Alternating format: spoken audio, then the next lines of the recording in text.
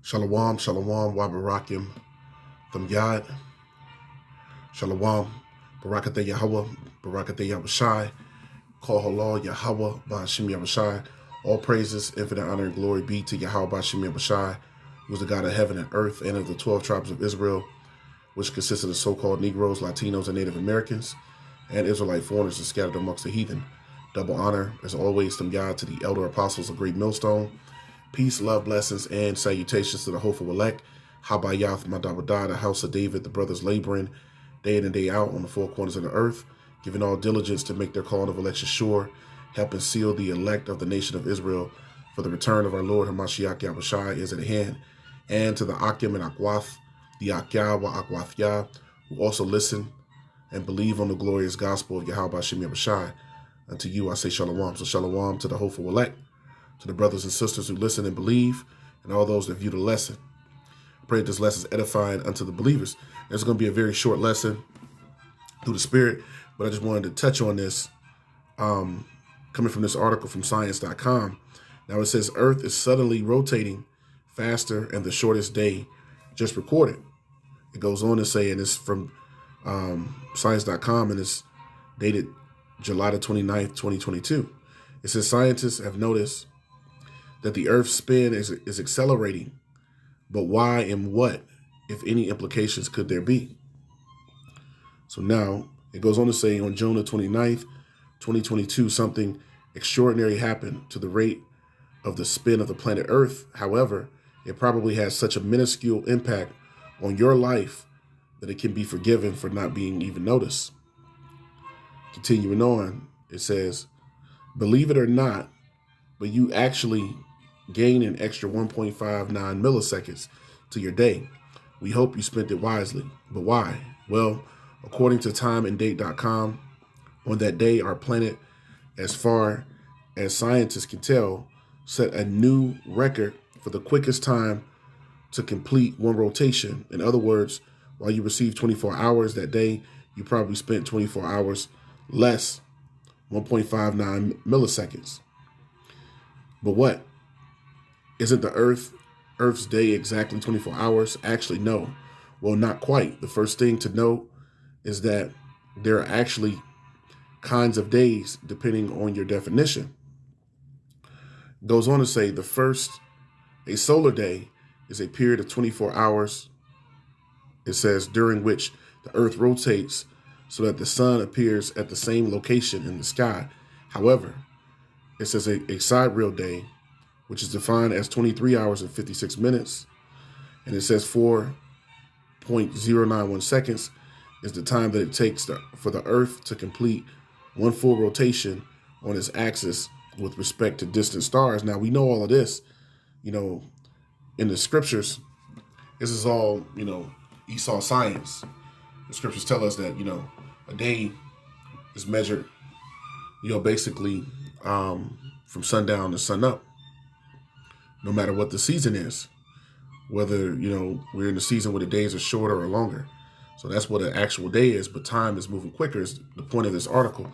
It says, given these known times, we can actually, there's no such thing as a solar day and a side speed day or whatever times, because we know in the scriptures, and I'll bring it real quick, that Esau, through his pseudoscience, and technology, what he's done is he's tried to supersede the Most High by changing time. And this is Daniel 7:25. It says, and he spake, and he shall speak, Salakia, great words against the Most High, speaking of the wicked Esau Edom, and shall wear out the saints, which you brothers and sisters, all of us, and the believers are wore out, right? Are literally our spirits, our bodies, but our spirits are worn out from being in this flesh and being, in this low state of degradation. We're groaning and yearning for salvation. It says, and wear out the saints of the Most High, so the believers are worn out. It says, and think to change the times and laws. So think to change the times and laws. Now, the proof of that is that, the U.S. Senate and Congress on March the 15th, 2022, a little earlier this year, when there was the changeover of time, which is known as daylight savings times, which comes every year, the Congress passed the Sunshine Protection Act, right? Which it goes fully into effect in 2023. But the point is that daylight savings time is going to become permanent. So this is the proof that Esau Edom is the wicked, and there's nothing new under the sun. So what was going on, from the time of the Romans, moving forward, or the Greek and the Romans, Greco-Roman history, we see the same things going on again now because it's the same people coming back. Let's read that again, Daniel 7:25. And they shall be given into his hands, speaking of the children of Israel, into a time, times, and dividing of time. But the point is that he shall think to change the times and laws. So actual time, he's thought to change the times and laws. That's why we don't know what year we're actually in, right? Because at one time, we were going by the Hebrew calendar. When you read back, like in the book of Esther and throughout the Bible, and then, when the wicked took over during that time, the Romans came in and ransacked Jerusalem. You go on from that time forward, or at the time of their rule, let's say, of the Romans, which is known as that Roman, Greco-Roman history. But when the Romans took over, they started implementing eventually the Julian Calendar, which was named after Julius Caesar. Now, what's important about that is the Gregorian calendar, came after the Julian calendar a few hundred years ago, right? So we went from the Hebrew calendar to the Gregorian calendar, to the Julian calendar after the Hebrew calendar, then to now the Gregorian calendar after Pope Gregory. So there's a difference of days. I think the Hebrew calendar got 353 days, if I'm not mistaken. And the Gregorian calendar we go by now is 360, 365 days, so, or 364. And then it's a leap year. So every 4 years is, an extra day added. So it's showing you that this is speaking of the wicked. But now, as it pertains to time moving faster, it's prophecy. When we're witnessing, the time is moving quicker. It's prophecy. And Esau can't truly measure that. That's only measured through the spirit of Yahweh Shemi Abishai. And how we know that time is going to pick up even more as more of the calamities come, which we'll get that here in a second. But let's get a few precepts and close it out. Matthew 24 and verse 21, it says, "For then shall be great tribulation." We are in a time of great tribulation that's to come upon the earth, which is known as the time of Jacob's trouble. It says, "Such as was not since the beginning of the world to this time, no, nor ever shall be." So the time of Jacob's trouble, the great tribulation, is going to be a time that has never been on the earth. And there's been, all manner of calamities and wickedness, world wars, plagues on the planet, Black Plague, and civil wars, so on and so forth, ethnic cleansing, all sorts of things have been going on the earth, great pestilence. So it says the times are coming is going to be like no other time. Matthew 24 and 22, "And except those days should be shortened." So we see that the Most High is shortening time. Matthew 24 and 22, the words of Yahweh Shai, "And except those days should be shortened, there shall no flesh be saved, but for the elect's sake, those days shall be shortened." So the Most High is making time move quicker so that the elect can be sealed, and delivered. And so that the plans of the wicked won't be able to come to pass. It's one of the many things the Most High is doing. So now let's show, that the days are being shortened, what that actually means. Let's get some more precepts.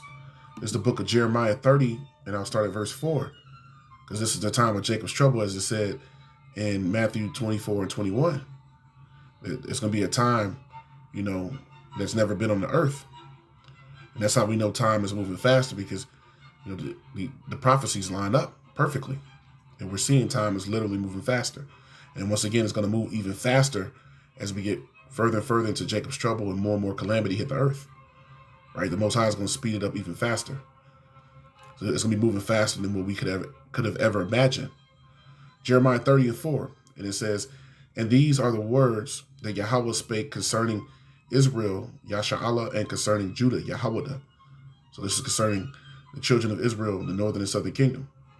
Verse 5, Jeremiah 30 and 5, "For thus saith Yahweh, we have heard a voice of trembling, of fear, and not of peace." So why would there be a voice of trembling and fear and not of peace? Because the scriptures tell us, through much tribulation shall we enter into the kingdom.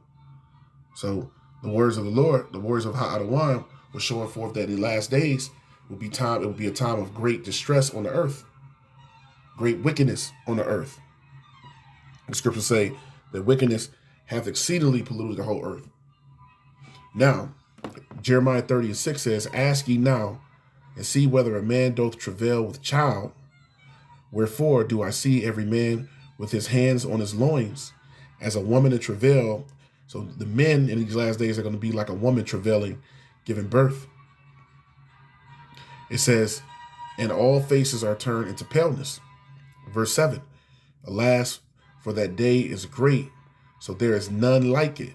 And why was it none like it? Because we read in Matthew 24:21 that the time of great tribulation will be a time that's never been seen on the earth. Jeremiah back once again, Jeremiah 30:7. "Alas, for that day is great, so that none is like it.